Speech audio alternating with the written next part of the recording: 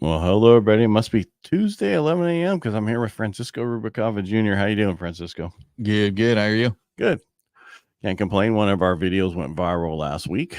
We were talking about manufactured homes and how you can buy a piece of land, put a manufactured home on it, and don't put it on permanent foundation. So you just pay property tax and then go later flip it, put a permanent foundation underneath it. Which I'm thinking, instead of doing that, go find a property that has 1 acre or whatever, wherever that has a mobile home. The reason I say mobile because people understand what I'm talking about. The manufactured home on it that's not on a permanent foundation. They're trying to sell it, and as long as it's 76 and newer, June of 76 and newer, you can put a permanent foundation underneath it after you buy it, and then you can refinance it with a FHA or VA or conventional, and now it's your house. Yeah. So what you could do though is, because most people can't get a loan on that, they have to go get a unique situation loan, meaning like a private money loan that you could borrow the money from somebody, right? And then tell them this is what I'm going to do. And the foundation might cost, I don't know, anywhere. I'm just going to say 5 to 20 grand, depending on what foundation you put underneath there, how big it is, that kind of stuff. On average, if it's just a single wide, it's not that much, and figure that out, and then just go. You're taking something you get inexpensive. Now you put on permanent foundation. Now it's real property. Right. Because it's personal property originally. So yeah, that's the biggest thing too. Because and I always get those calls as well where people immediately want to like go buy a mobile home. Right at a park, right? Yeah, it's the worst. It serves its purpose. Like I tell everybody, I think if you're retiring, and you have like a pension that's going to cover the rental rate for the space rent, it's worth it. But again, I think if you're like a younger individual or you're trying to get into it, a lot of people see it as it's cheaper, right? Mm-hmm. But what I tell people is go to a mobile home lender first and then also add up what it's going to cost to finance it and add up the space rent. And it might not be that different to buying a single family home.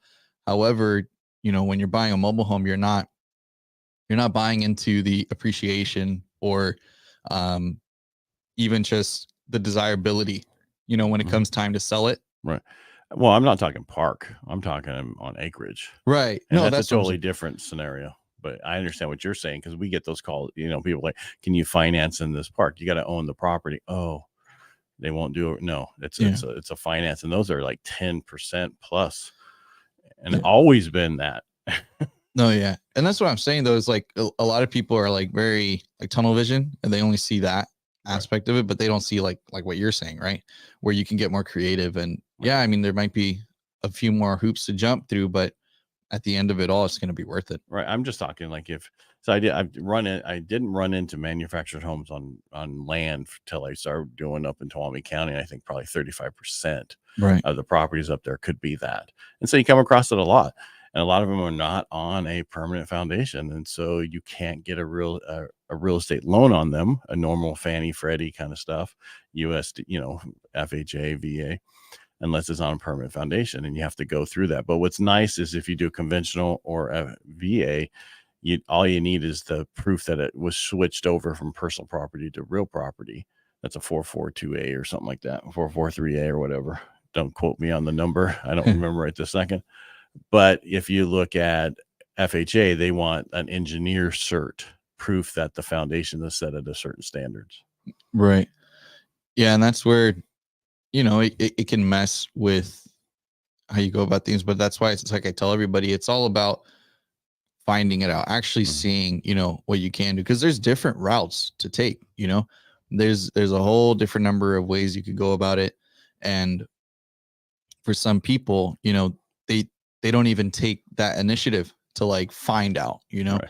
And that's the challenge is for, we were talking a little bit off air about like, how can we alleviate the pain that people foresee they'll go through?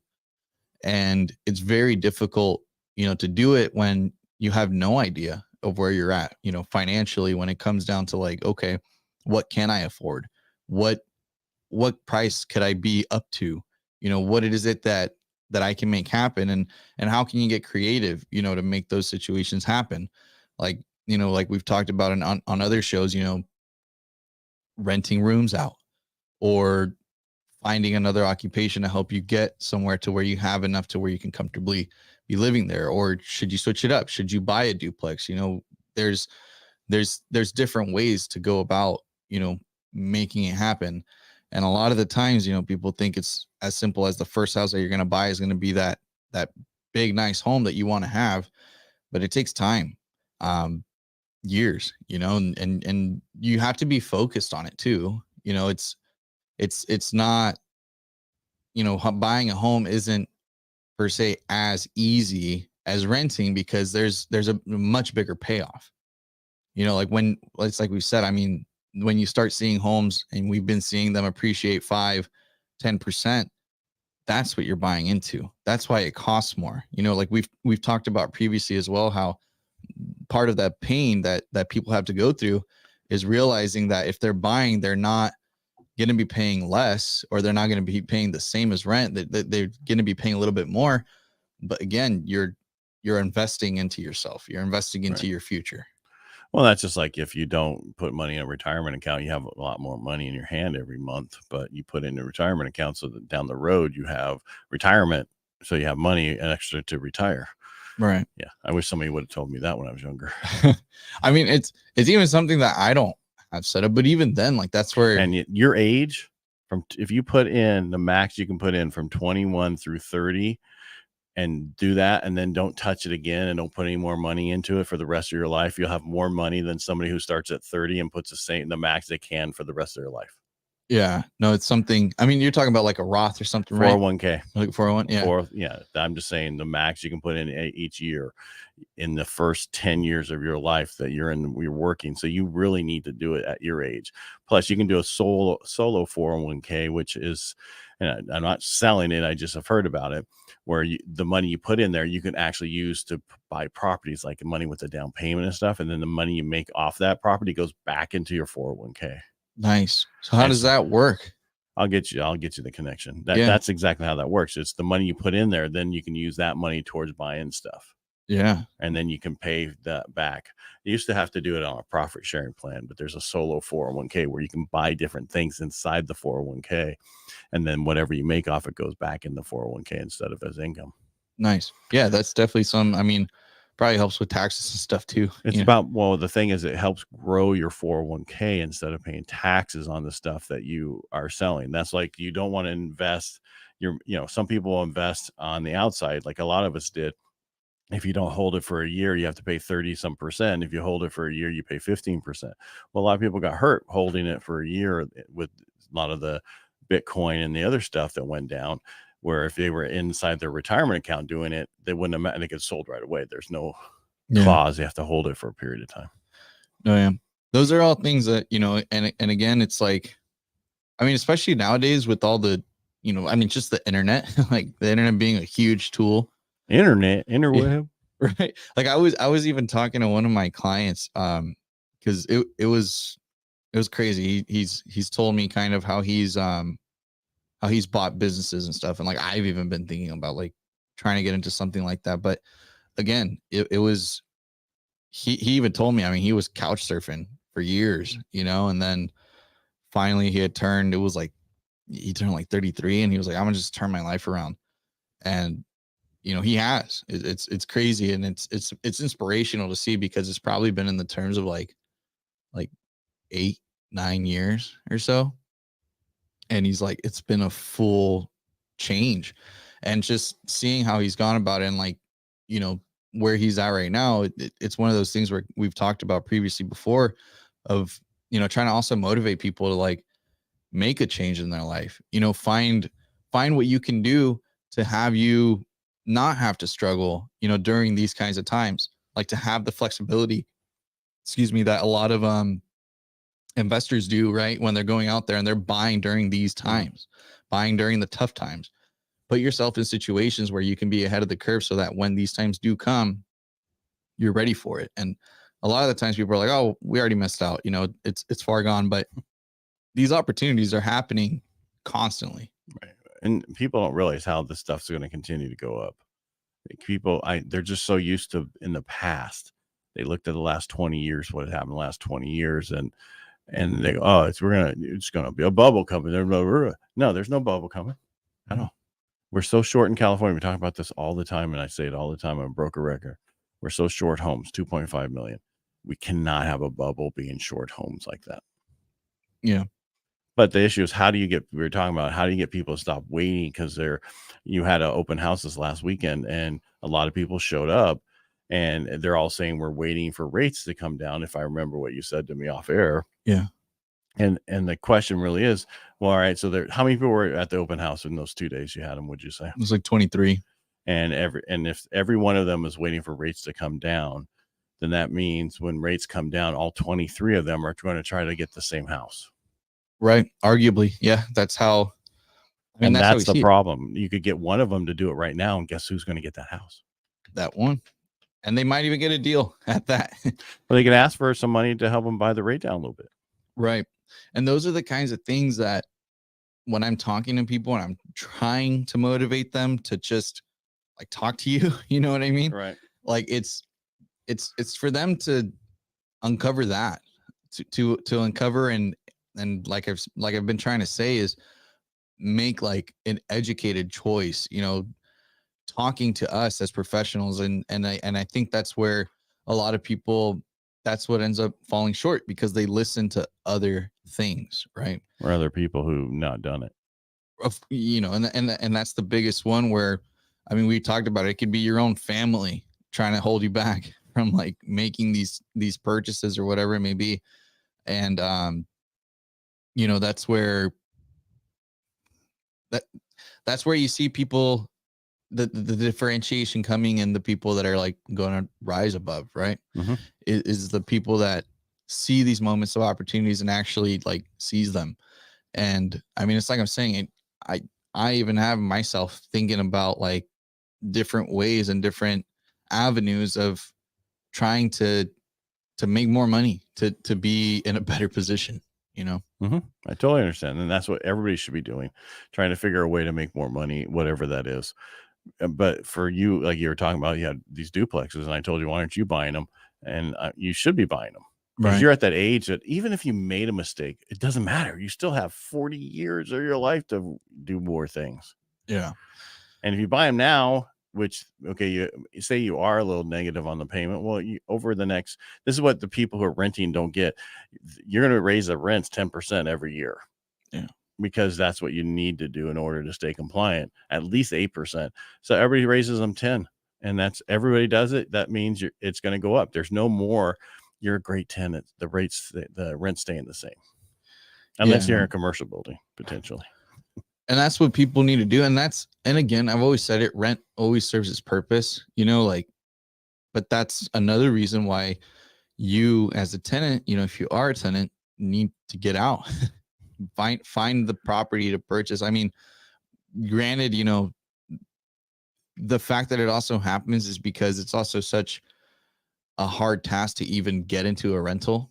Like right now it's difficult. I had one of my clients, so I had helped his brother buy, and then his brother purchases, and then this guy calls me and he's like, hey, I need to sell my house. He was going through a divorce, help him sell the house.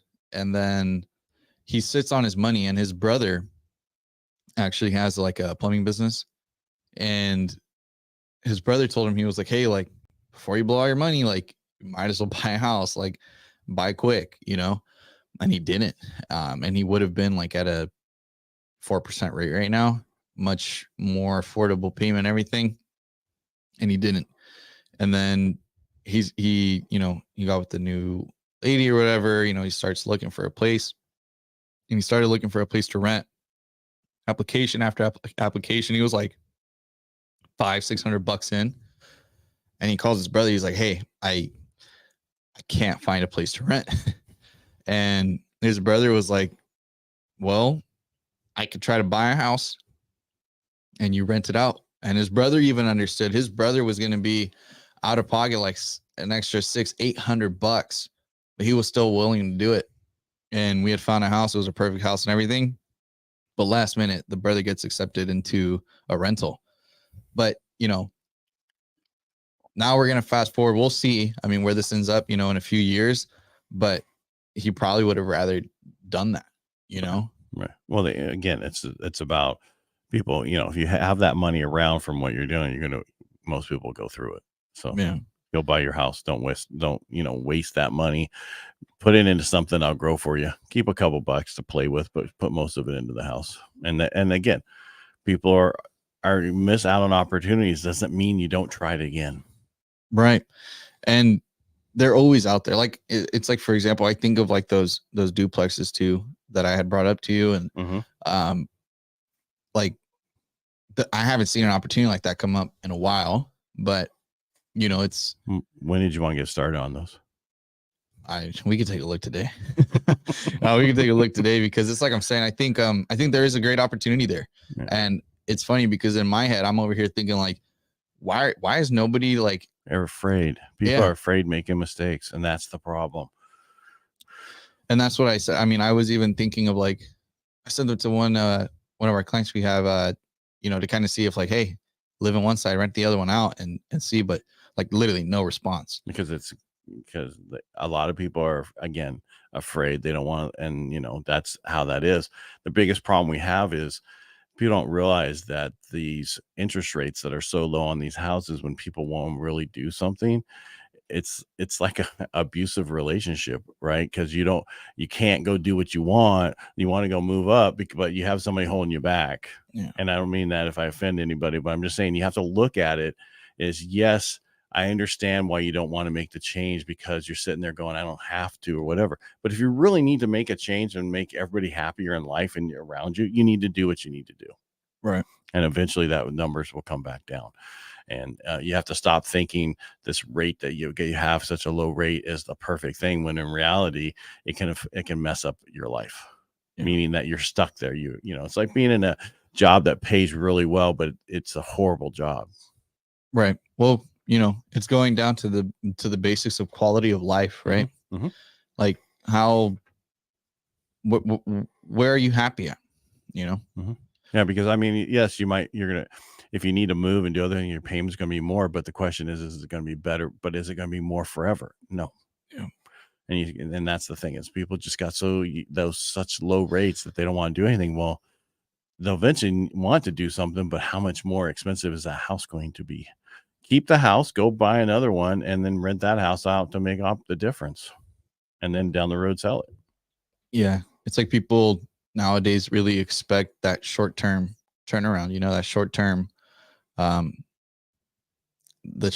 even, I mean, I even think of it like even like with TikTok, right? Like YouTube before, it was like you had all these full-length videos, and nowadays people are satisfied, or more than anything want short 10-second clips. It's like, I know. It's like the same thing as people want things quick. Like we've been so go that people, like, it's now the benefits have now been masked over that. So yep. But that's why we tell everyone, get out there, be shopping, be active, stop waiting. Yeah. And don't That's why get we left named behind. this today, Stop Waiting. Right. You're not doing yourself a favor. The only way to know what works for you is to run the numbers. Because I have so many people go, what if I do it? I go, I won't know until I actually run the numbers and tell you what those numbers are. I just did one for a veteran up in Sonora, and he's a disabled vet, but he makes enough to afford a house up there. But the question is, what size house and where are you looking? You know what I mean? And I told him, find the smallest house in the best neighborhood and be happy with it. Yeah. Yeah. And then you move on. Yeah. Well, I mean, he doesn't own a home now. Exactly. Yeah. All right. Make it a great day. Thanks for being here, Francisco. Thank you for watching. You want to say goodbye? Yeah. Thank you, everybody. And appreciate it. If you ever want to reach out, have any questions, concerns, whatever it may be, my phone number is 209-493-2400. Okay, so you're just talking about yourself. All right. So I meant to say goodbye for both of us. All right. If you like what we do here, subscribe to our YouTube channel, Ed Parcaut, Francisco Ruvalcaba Jr., and Real Estate Jerky. And we'll talk to you again on Thursday. Make it a great day.